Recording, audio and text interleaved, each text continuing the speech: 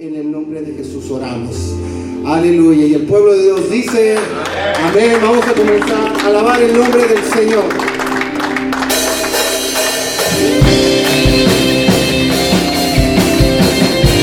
Te bendecimos, amado.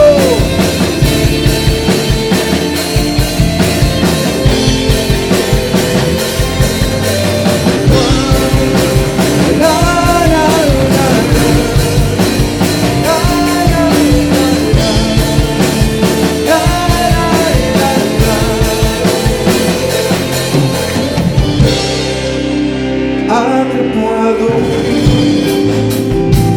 por tus ojos verano,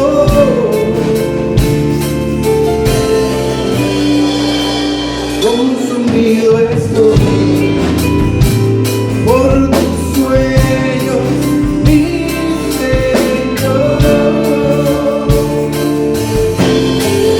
y no te cambio por nada.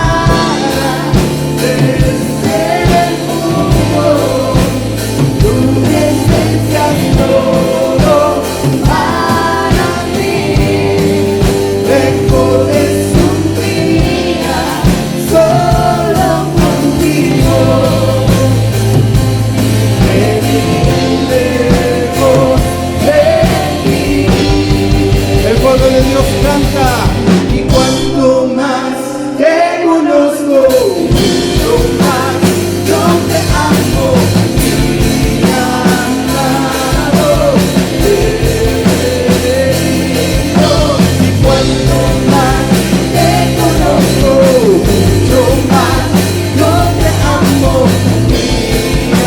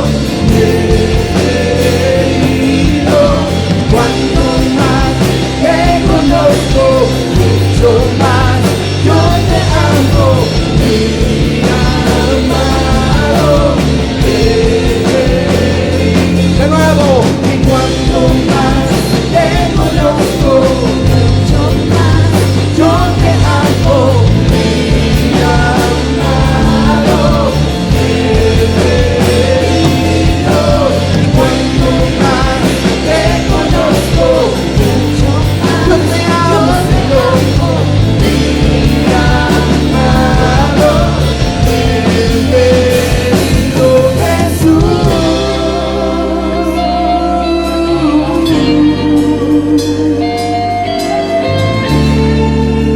Reunido en esta hora, Padre Celestial, porque queremos adorarte, Señor. Queremos rendir nuestras vidas delante de ti y queremos exaltarte, oh Dios, Jehová de los ejércitos, poderoso y fuerte en batalla. Le vamos a alabar en esta hora. Oh, mi Dios.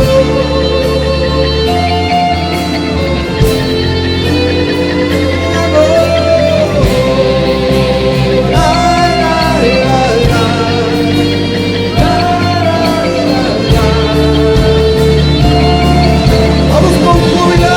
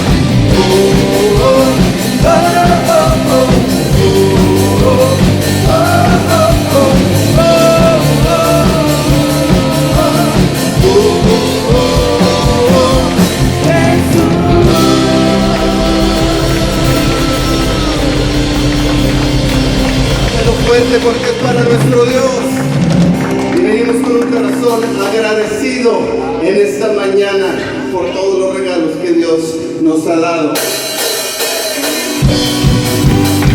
¡Vamos con las palmas!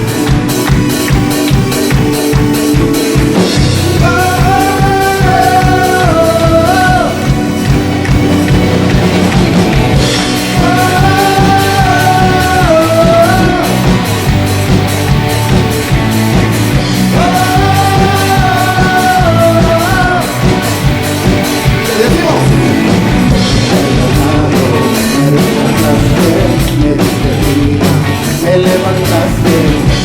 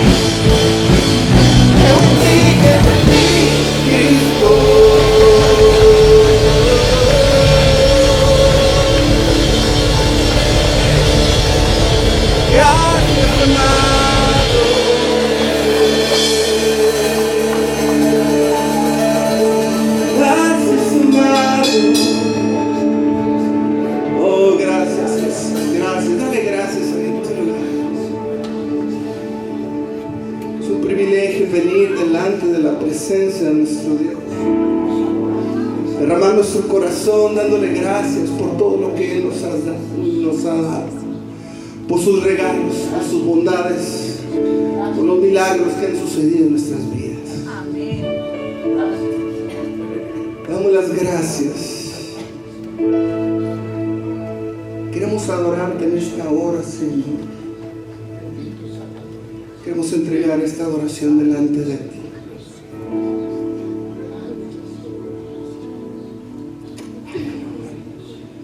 Yo quiero invitarte en esta hora, iglesia, que podamos adorar con todo nuestro corazón.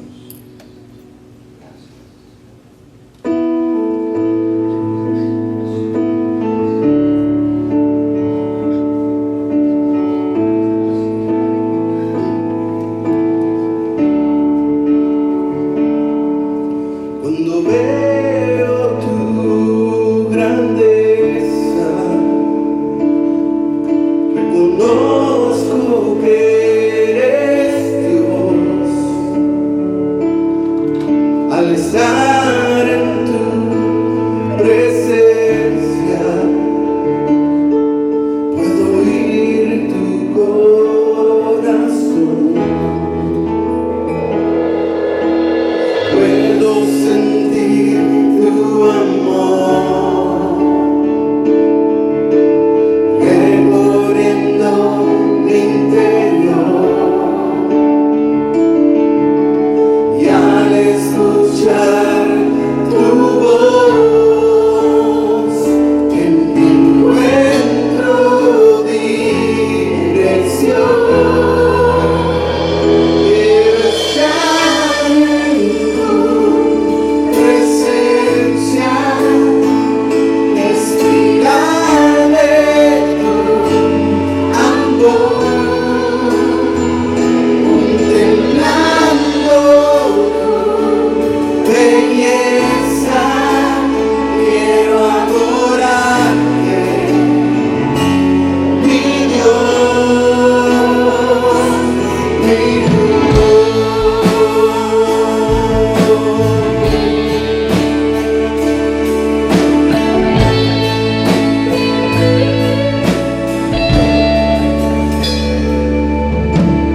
Veo tu grandeza, reconozco que eres Dios. Al estar en tu presencia, puedo oír tu corazón. Puedo sentir tu amor recorriendo mi interior, y al escuchar tu voz, y al escuchar tu voz, encuentro dirección. Quiero estar en tu presencia, respirar de tu amor, contemplando tu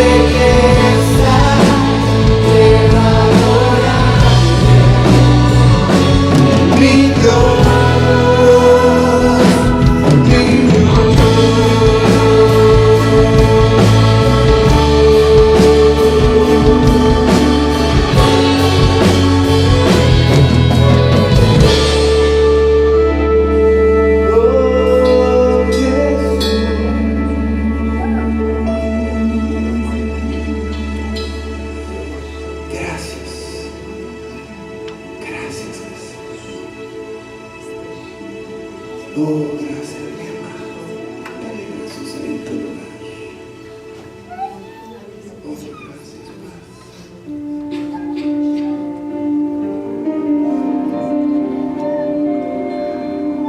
Gracias, Señor. Venimos delante de ti, Señor, con un corazón, Señor, humillado, Padre. Perdona nuestros pecados, Señor. Queremos adorarte, Señor. En tu gloria y majestad, toda creación un día lo verá.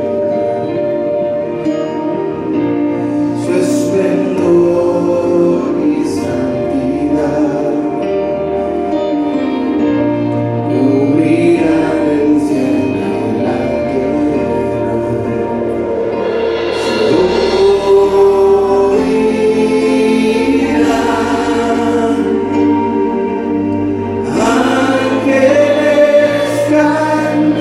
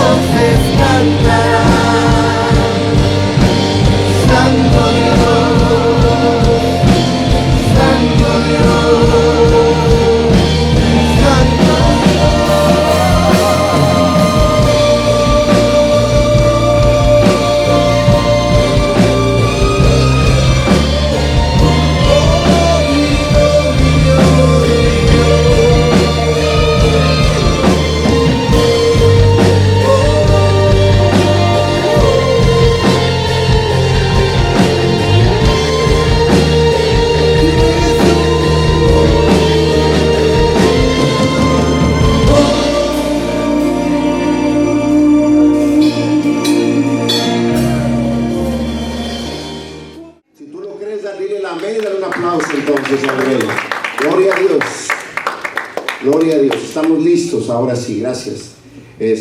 Yo quisiera en esta mañana, ¿cuántos se recuerdan lo que hablamos la semana pasada? Vamos a ver, ¿quién se acuerda? Señales, ¿qué eran? ¿De qué?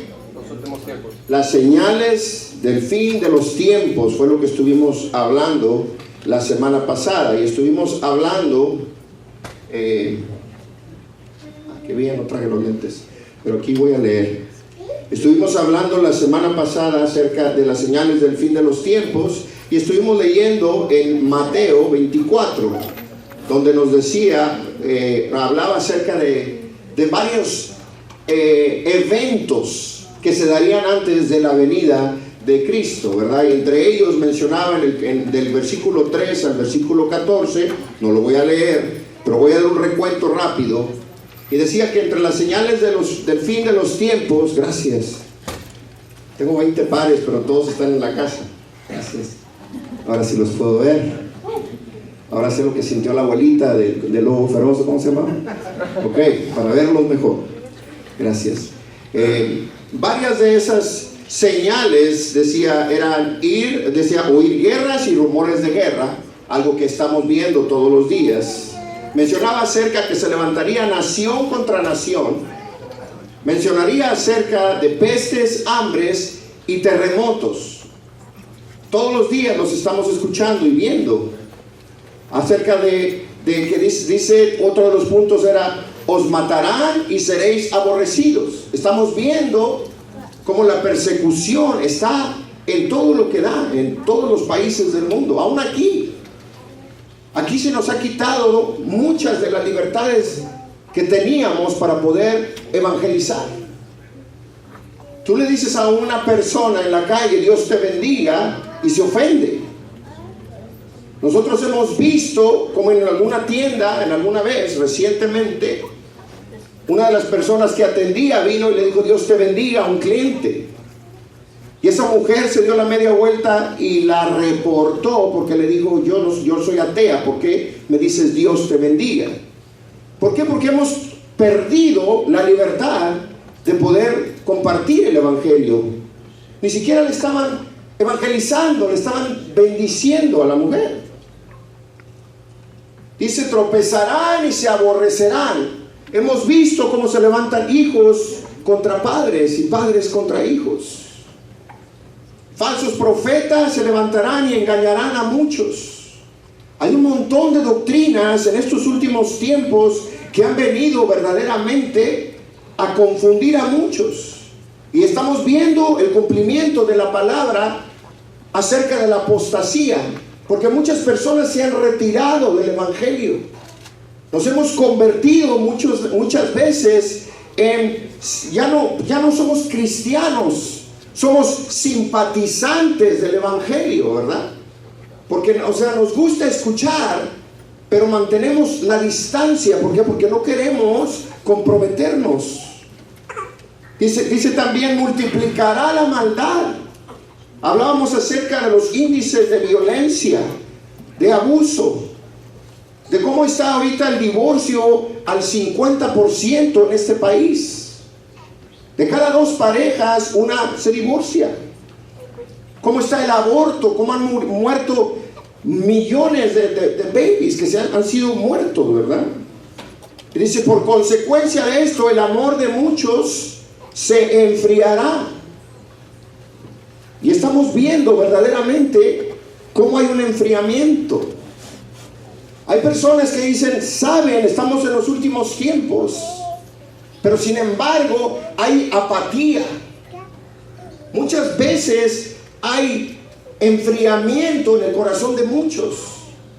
¿Por qué? Porque estamos muy envueltos, amamos tanto a este mundo que verdaderamente hemos descuidado nuestra relación con Dios. Dios nos ha estado hablando estas últimas semanas acerca de la paternidad. ¿Quién es nuestro Padre? ¿A quién nos parecemos? ¿Somos bajo la cobertura o paternidad de Dios? ¿O bajo la paternidad del diablo? ¿A quién te pareces? ¿A quién me parezco? Y eso nos lleva en el día de hoy a hacer una pequeña continuación, siguiendo con la misma línea de los tiempos del fin. Yo quisiera hablar un poco acerca de los tiempos proféticos. La palabra profecía dice es una predicción hecha por inspiración divina. Dios le ha hablado a su pueblo a través de todos estos años, a través de profecías. Existen más de 300 profecías mesiánicas dadas en el Antiguo Testamento que han tenido su cumplimiento. ¿Qué quiere decir profecías mesiánicas? Profecías mesiánicas son aquellas que están relacionadas con el Mesías, con Jesús. Y esas más de 300 han alcanzado su cumplimiento desde la concepción de Jesús, su nacimiento, su vida, su ministerio, su muerte y su resurrección. Esas más de 300 profecías, leí muchas de ellas porque las tenía todas puestas. Y yo empecé a leer muchas de ellas. Y la verdad, a veces ni nos damos cuenta cómo Dios utilizó la profecía para hablarnos de una manera tan clara. Hay tanta palabra y tanto lo que Dios le ha hablado a su pueblo a través de los años, que la verdad no es falta de evidencia bíblica, es la dureza del corazón del hombre lo que ha hecho, porque desde el principio la dureza del corazón de Dios ha sido lo que nos ha llevado a estar donde estamos. La semana pasada hablábamos que en los últimos tiempos, decía también Mateo, viviríamos tiempos, decía, como en los tiempos de Noé. En los tiempos de Noé estaban llenos de inmoralidad. Los tiempos de Noé estaban llenos de violencia. Los tiempos de Noé estaban llenos de todo tipo de excesos. Por eso fue necesario el diluvio. Por más de 100 años Noé estuvo construyendo el arca y hablándole al pueblo del arrepentimiento. Y solamente su familia se salvó. ¿Por qué? Porque el corazón de las gentes estaba en lo terrenal, en lo carnal. Los tiempos de Noé eran hombres y mujeres como tú y como yo. Quizás no tan guapos, quizás con más pelo así, más barbaditos, no sabemos, ¿verdad? Pero les daba hambre como tú y como yo. Les daba comezón y se rascaban. Tenían necesidades como cualquiera de nosotros, tentaciones. Pero también tuvieron la oportunidad de escuchar acerca de las promesas de Dios y de la necesidad del arrepentimiento. Pero ellos decidieron no escuchar. El día de hoy vamos a hablar específicamente acerca de una de las profecías más fuertes, más complejas y más conocidas. Y esa es la profecía de las 70 semanas de Daniel.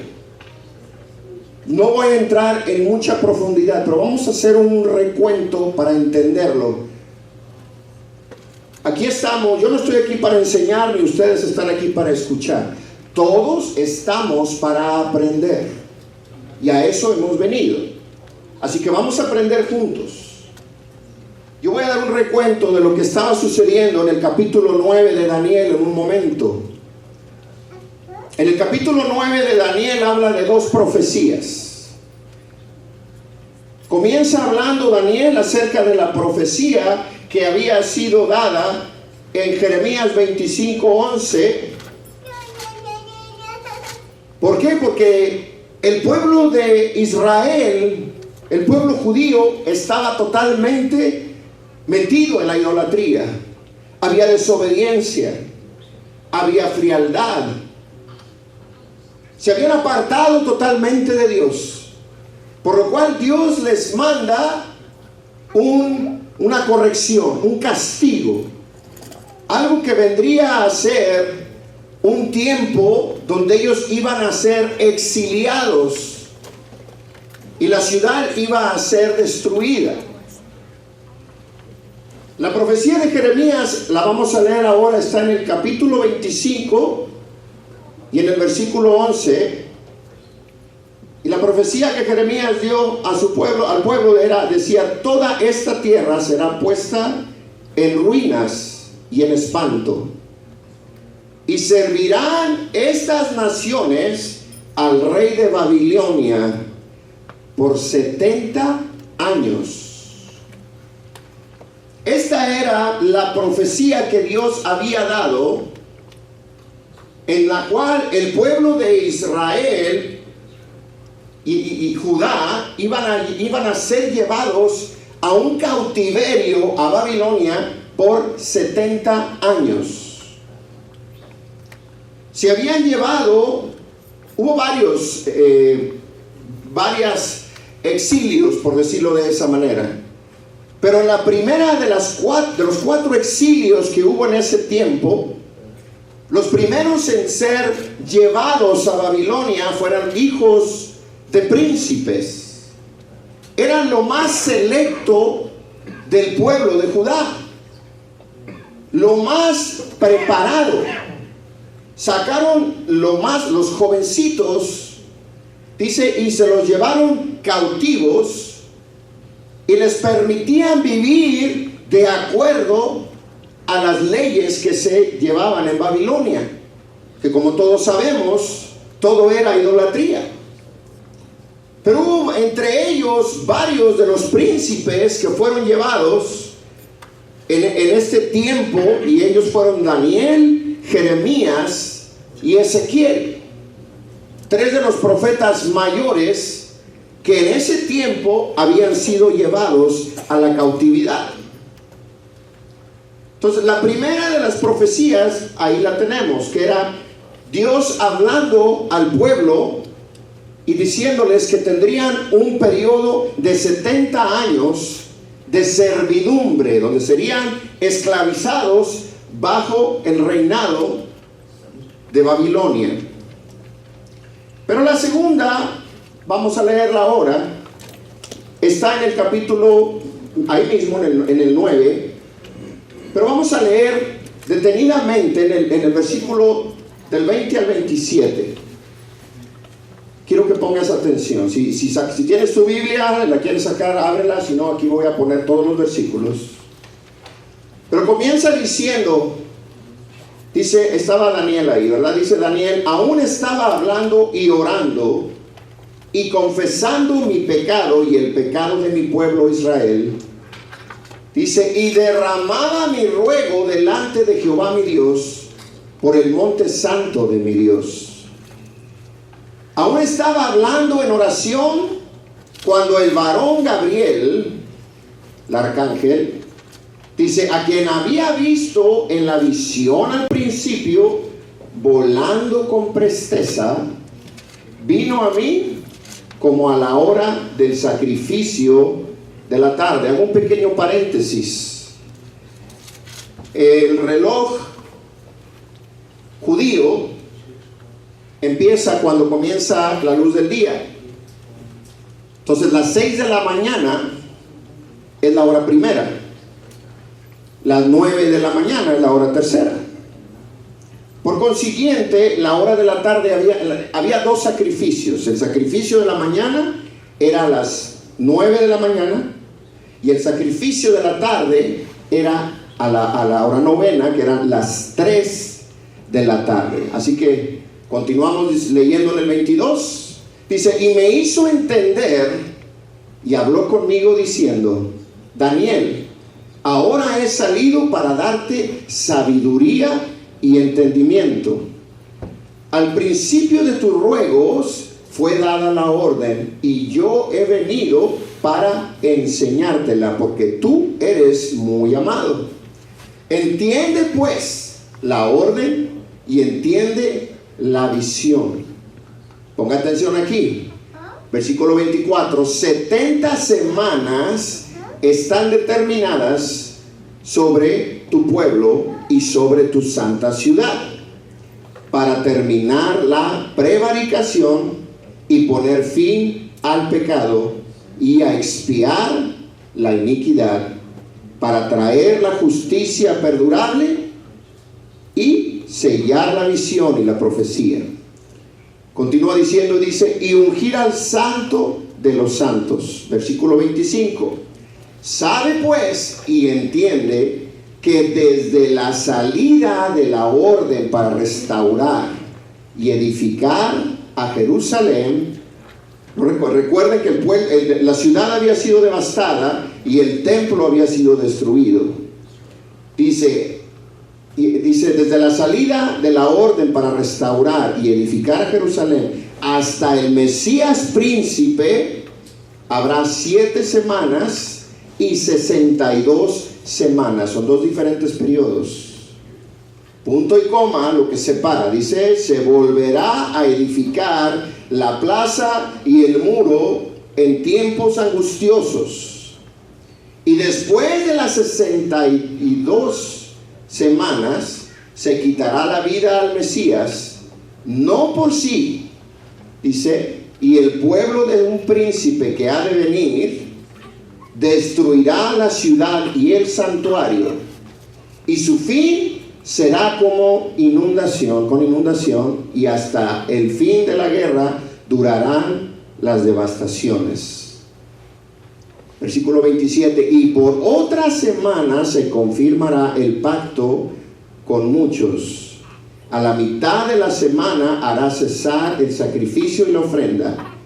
Después, con la muchedumbre de las abominaciones, vendrá el desolador, hasta que venga la consumación y lo que está determinado se derrame sobre el desolador.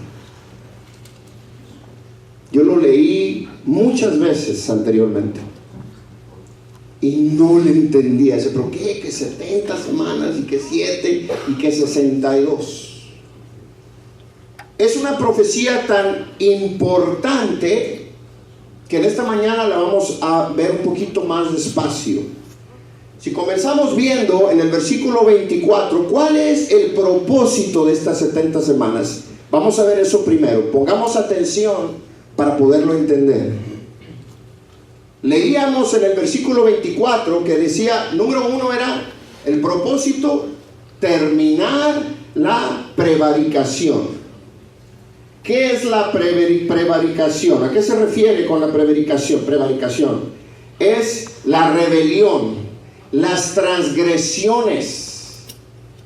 Era dejar de estar ofendiendo a Dios. Era el primer propósito de este periodo de 70 semanas. El segundo que menciona en el mismo versículo era poner fin al pecado. Y eso era a través de Jesús. Número 3, expiar la iniquidad, que quiere decir obtener perdón por mis culpas. Jesús trajo la expiación a nosotros a través del derramamiento de sangre. Número 4, traer la justicia perdurable, que quiere decir la justicia para siempre. Número 4, sellar la visión y la profecía, lo que quiere decir confirmar esa profecía, sellarla, darle la importancia. Y finalmente el número 6 era ungir al santo de los santos. ¿Quién es el santo de los santos? Jesús. Espero que no se me hayan confundido porque apenas estamos empezando. El santo de los santos es Jesús. Estos eran los 6 puntos que el versículo 24 menciona como el propósito de estas 70 semanas, que son súper importantes. Ahora, estas 70 semanas de las que está hablando son semanas de años. ¿A qué se refiere con semanas de años? Es 70 veces 7. Una semana tiene 7 días. ¿Sí me siguen? Entonces 70 veces 7.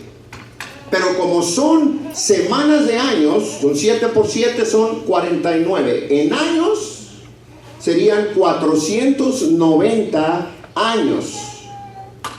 Ahora, lo que esto significa, decía que, y eso lo vamos a ver ahora, lo acabamos de leer, en el versículo 24, 70 semanas están determinadas sobre el pueblo y sobre esta ciudad para terminar, y menciona los puntos.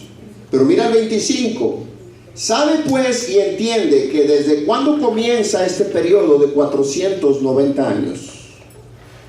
Desde la salida de la orden para restaurar y edificar a Jerusalén. Desde ese momento en adelante comienzan a contar este periodo de 490 años.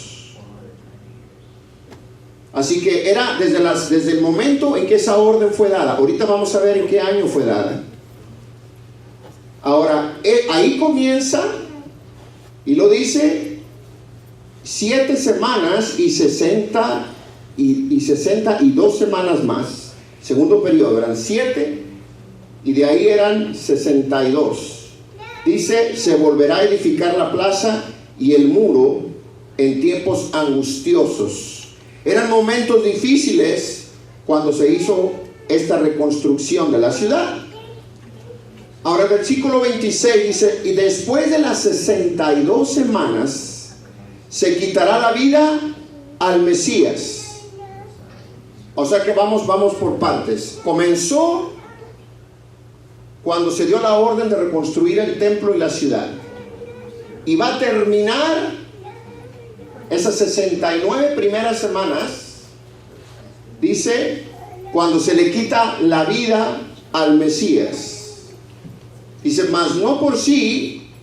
Ahora aquí está interesante porque dice, y el pueblo de un príncipe que ha de venir destruirá la ciudad. Nos está diciendo que después de que Jesús muere, la ciudad vuelve a ser destruida. Vamos a leer el 27 despacio y dice, y por otra semana, recordemos, fueron 2 semanas, de ahí fueron 7, o sea, hasta yo me estoy revolviendo. 7 semanas al principio, 62 semanas y nos queda una. Y esa está en el versículo 27, dice, por otra semana confirmará el pacto con muchos. Vamos a ver esto. Eso lo va a ayudar a que lo podamos ver un poquito y entender un poquito mejor. Dice, estas 70 semanas están divididas en 3 periodos. El primero que acabábamos de ver, de 7 semanas, dice, desde la orden para edificar a Jerusalén.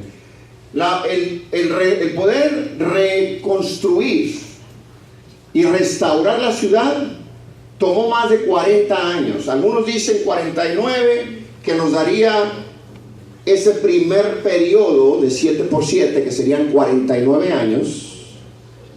Fue el tiempo que tardó en reedificar el muro y la ciudad. Ahora, el segundo periodo, esas 62 semanas, dice, hasta la entrada de Cristo a Jerusalén como Mesías. Cuando Jesús entró a la ciudad de Jerusalén, todos recordamos que Él entró en un pollino. El pueblo judío esperaba al ungido, esperaban al libertador, pero ellos estaban esperando un líder que viniese a libertarlos de la esclavitud de los romanos, porque habían estado bajo el imperio romano asfixiados por mucho tiempo.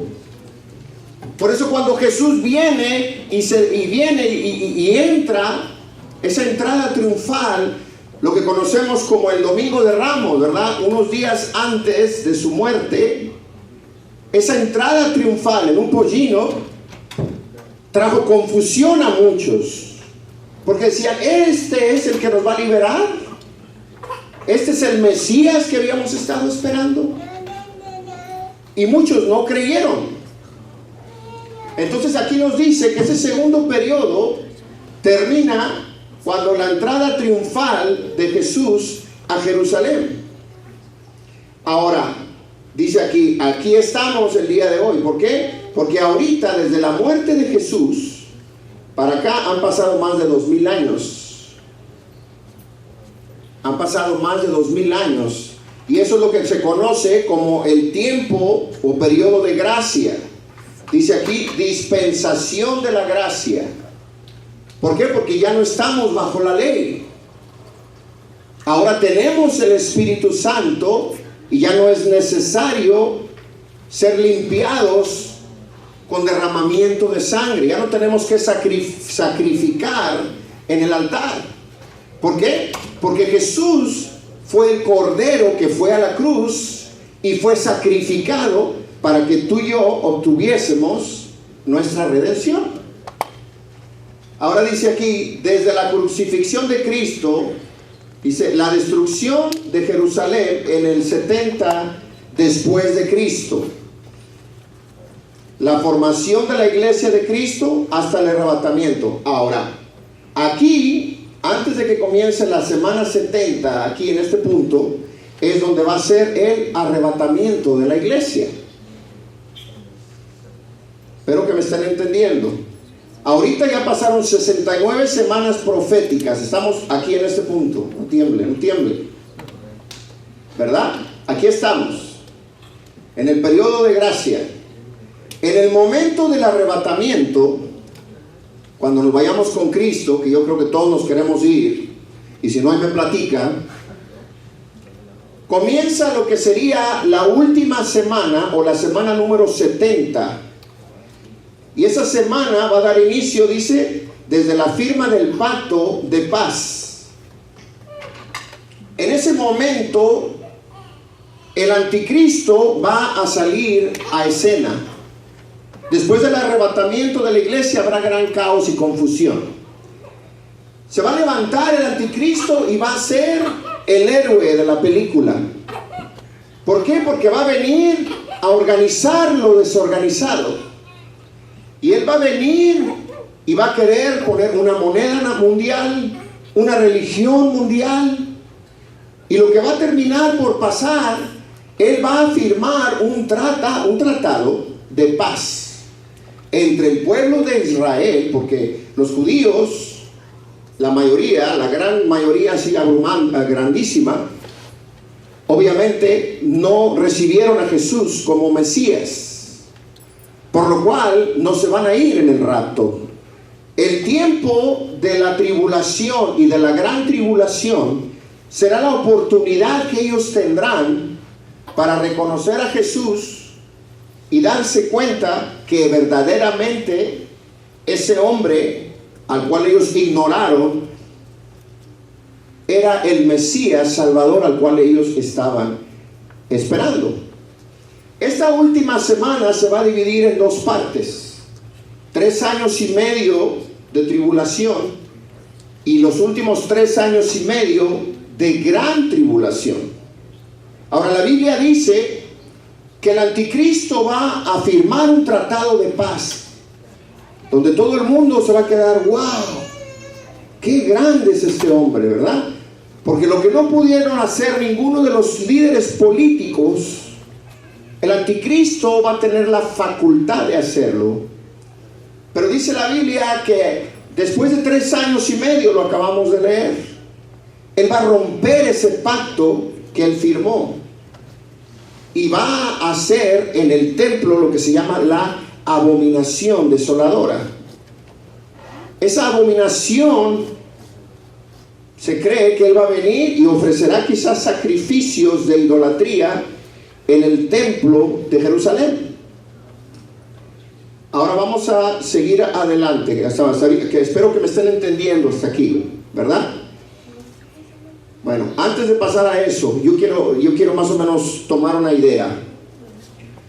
Vamos a ver cómo caen esos 490 años de los cuales estamos hablando, 490 años, en esas 69 primeras semanas, hasta el día de hoy, o hasta el día de Jesús, que lo acabamos de leer. La Biblia dice que son 70 por 7, son 490 años. Empezó cuando se firmó el tratado. La orden de reconstrucción fue dada en el año 454 antes de Cristo por el rey de Persia, uno de los reyes de Persia, Artajerjes. Y esa orden se la dio a Nehemías, al profeta Nehemías, y eso está en Nehemías 2, del 5 al 8, no lo vamos a ver ahora. Pero Artajerjes le dio la orden de reconstrucción a Nehemías, y Nehemías le dijo: pónmelo por escrito para enseñárselos y que nadie se meta conmigo y me permitan reconstruir y trabajar en el muro y en la ciudad. Entonces, esa orden de reconstrucción fue en el año 454 antes de Cristo. Ahora, el calendario actual, aquí me tengo que ir despacio. El calendario actual nos dice que el día de hoy estamos viviendo en el año 2019, ¿correcto? Pero es después de Cristo. Estamos en el 2019 después de Cristo. Pero aquí está la cuestión. Jesús no nació en el año 0. Jesús no nació en el año 0. Jesús nació antes. La historia empezó a contar el año 0 cuando Jesús tendría aproximadamente entre 4 y 5 años. ¿De dónde estoy inventándome eso? No me la estoy inventando. Vamos a leer en Mateo 2 y vamos a leer los primeros 3 versículos. Y ahorita van a entender por qué me estoy yendo para allá. Es importante. Versículo 2 dice: cuando Jesús nació en Belén de Judea, en días de ¿quién? Del rey Herodes, vinieron del oriente a Jerusalén unos magos diciendo: ¿dónde está el rey de los judíos que ha nacido? Porque su estrella hemos visto en el oriente y venimos a adorarle. Oyendo esto, el rey Herodes se turbó y toda Jerusalén con él. Herodes había escuchado en la profecía de que el Mesías vendría. Cuando él ve que estos magos o sabios, como dicen algunas otras versiones, venían a buscar a Jesús, él les preguntaba, porque él quería matar a Jesús. En el mismo capítulo, pero en el versículo 16, vemos que Jesús nació cuando Herodes estaba de rey. Versículo 16 dice: Herodes entonces, cuando se vio burlado, porque no le dijeron la verdad, dice, por los magos, se enojó mucho y mandó matar a todos los niños menores, dice, de 2 años que había en Belén y a todos sus alrededores, conforme al tiempo que había inquirido de los magos. Si Jesús nació cuando Herodes era rey y Herodes murió, bueno, voy a poner ahí. Herodes murió en el año, se cree que él murió el año 4 antes de Cristo en el calendario de hoy, en nuestro calendario. Todos los récords, porque él era un emperador, ¿verdad? Él era un hombre de autoridad. Entonces, está en todos los libros de historia que el rey Herodes murió el año 4 antes de Cristo. ¿Sí me siguen? Vamos bien. ¿Qué significa entonces? Si Herodes estaba vivo 4 años antes y él mandó matar a los niños de 2 años para abajo, quiere decir que Jesús nació o en el año 5 o en el año 4 antes de Cristo en nuestro calendario moderno. Ahora, ¿dónde nos pone Jesús ahí?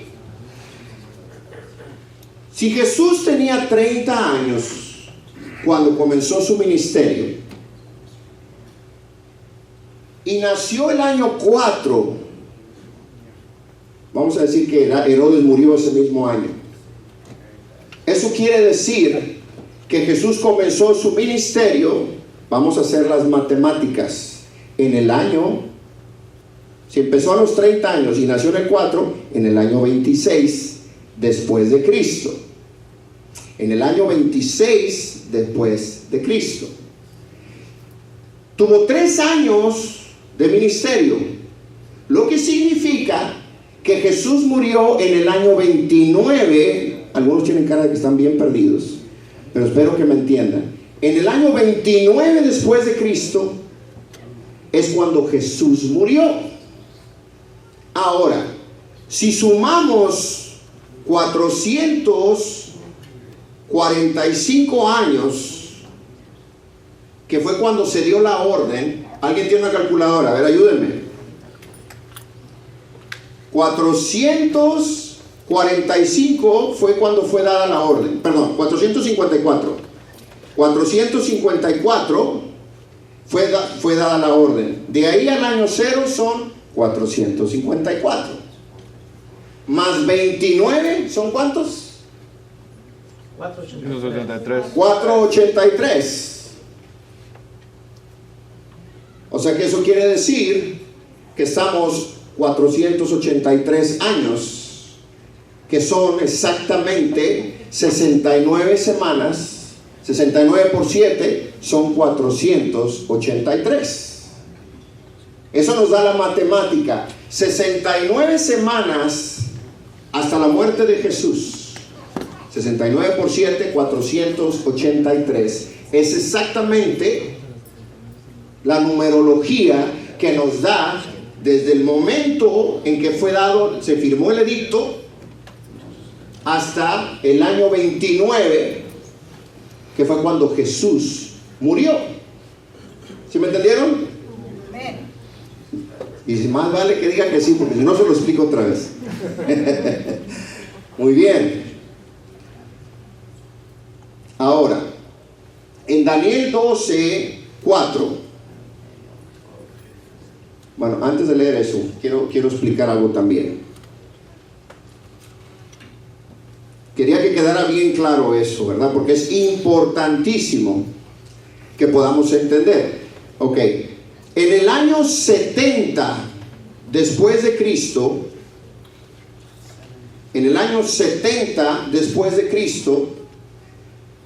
el hijo del emperador Vespasiano, que era el emperador romano, su hijo Tito, fue enviado para destruir al pueblo de Jerusalén, porque se estaban levantando en contra del imperio romano.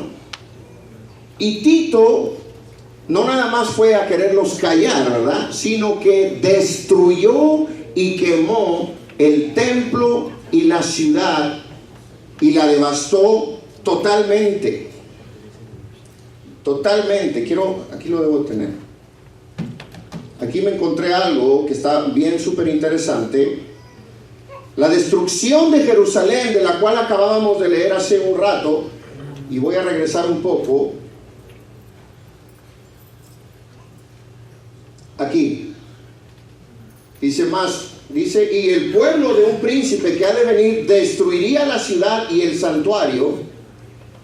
¿Ok? ¿Quién era esa persona? Ese príncipe del que está hablando es el anticristo. Ahora, el pueblo que destruyó el pueblo fue el pueblo romano, porque fue Tito, en manos de Tito, que la destrucción de la ciudad nuevamente y del templo tuvieron lugar en el año 70. Encontré en el National Geographic un pequeño apunte que habla acerca de la destrucción de Jerusalén. Dice: en el año 70 después de Cristo, el emperador Vespasiano encargó a su hijo Tito sofocar la violencia con violencia la revuelta que desde hacía 4 años sucedía en Judea. Se estaban levantando, querían ser libres. Dice, tras un duro asedio, Tito logró conquistar Jerusalén y destruyó y saqueó el templo. No nada más lo quemó y lo destruyó, pero lo sacó. Sacó todo lo que había ahí, los tesoros y todas las cosas sagradas, y saquearon el templo. Aquí, el año 70, se cumple lo que fue dado por Daniel, por el ángel, perdón, a Daniel, ahí. ¿Por qué? Porque dice, el pueblo del príncipe que ha de venir destruirá la ciudad y el santuario, el pueblo romano. Entonces, si el pueblo que destruyó el templo eran romanos, quiere decir que el príncipe del cual está hablando ahí será romano o de descendencia romana. Eso sería el anticristo, la persona que se levantará en contra, dice, y su fin será con inundación, y hasta el fin de la guerra durarán las devastaciones. Ya podemos ver y entender aquí que al final de los tiempos el pueblo romano va a recibir el castigo que Dios ha prometido a través de los años, ¿verdad? No tenemos nada en contra de los romanos, pero se han levantado en contra del pueblo de Dios. Versículo 27, cuando lo habla, dice ahí, por otra semana confirmará el pacto con muchos, que es lo que yo había mencionado, acerca de la firma del pacto, cómo él se levantará y después de haber hecho ese pacto de paz, lo romperá después de 3 años y medio. Dice, y hará abominación en el lugar santo. Ahora habla del desolador aquí. Después de la muchedumbre de las abominaciones vendrá el desolador. Primero vamos a ver qué significa la muchedumbre de abominaciones. El anticristo se levantará y él va a hacer sacrificios en el templo santo, pero será verdaderamente para ofender a Dios. Serán abominaciones. Abominaciones es ofensas a Dios, ofensas muy fuertes, muy grandes. Se cree que quizás vaya a traer algún tipo de ofrenda o quemar algún tipo de animal inmundo en el templo para hacerlo de esa manera. Ahora dice, después de la muchedumbre de abominaciones, hará muchas cosas para ofender a Dios. Vendrá el desolador a la fotografía. Ahora, recordemos que este periodo es el periodo de la tribulación y de la gran tribulación. La iglesia ya no va a estar aquí. Este periodo, cuando entra el desolador, el desolador es Satanás. Él va a entrar a la fotografía. ¿Por qué? Porque así como hay Padre, Hijo y Espíritu Santo, también existe la Trinidad diabólica, que es el anticristo, el falso profeta y Satanás o la bestia, ¿verdad? Que es el mismo. Ahora entra aquí a la fotografía, como decimos, él dice desolador, hasta que venga la consumación y lo que está determinado se derrame sobre el desolador. El tiempo de la tribulación y de la gran tribulación será tiempo de juicio de Dios sobre la tierra, donde vendrán las trompetas de juicio, serán derramadas las copas y los sellos serán abiertos, y vendrán una serie de calamidades sobre la tierra que dice la Biblia como nunca antes se ha visto. Ahora dice, ay, pero ¿por qué, hermano? ¿Por qué está hablando esto? ¿Por qué? O sea, ¿por qué es importante? La semana pasada vimos que estamos a una nada de la venida de Cristo. Ese reloj nos dice que ya quedan 10 segundos. Ya ni siquiera faltan minutos, porque las profecías se han cumplido, porque todo está listo en el reloj profético de Dios, para que Jesucristo venga a las nubes y arrebate a su iglesia. Así que es muy importante que podamos entender estas profecías. Ahora sí quiero leer el final en Daniel 12:4. Voy a pedir si puede pasar Adrián, por favor, si me hace el favor.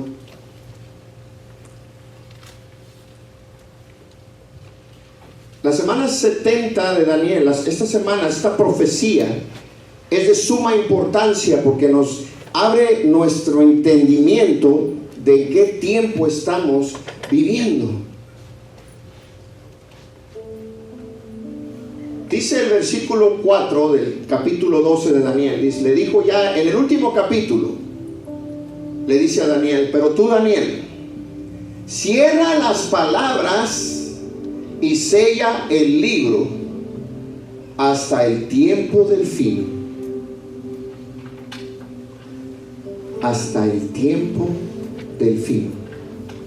Estamos en el tiempo del fin. Continúa diciendo, muchos correrán de aquí para allá. Habrá incertidumbre, habrá miedo, habrá angustia. Y la ciencia se aumentará. ¿Se ha aumentado la ciencia el día de hoy? Tremendamente. Yo quisiera en esta hora cerrar verdaderamente con esto. Esto para mí fue algo importante y estaba en mi corazón y compartirlo con ustedes, porque muchas veces escuchamos acerca de la profecía de las 70 semanas, pero a veces no las entendemos. Pero esos 3 periodos, primero el de la reconstrucción del templo, que fueron 7 semanas. De ahí fueron las 62 semanas que abarcaron desde que terminó la reconstrucción hasta la muerte de Jesús. Y como lo veíamos en el diagrama, ahorita estamos en un periodo de gracia. Desde que Jesús murió, estamos lo que se le llamaría como la última llamada. 2019, y estamos esperando al Maestro. Yo quiero en esta hora, quisiera que oráramos. Quiero darle gracias a Dios. Pero es importante que como congregación, como iglesia, estemos listos. Es importante que estemos entendidos en la palabra. Porque habrá el día, se llegará el día donde tendremos que darle cuentas a Dios de lo que hicimos, lo que dijimos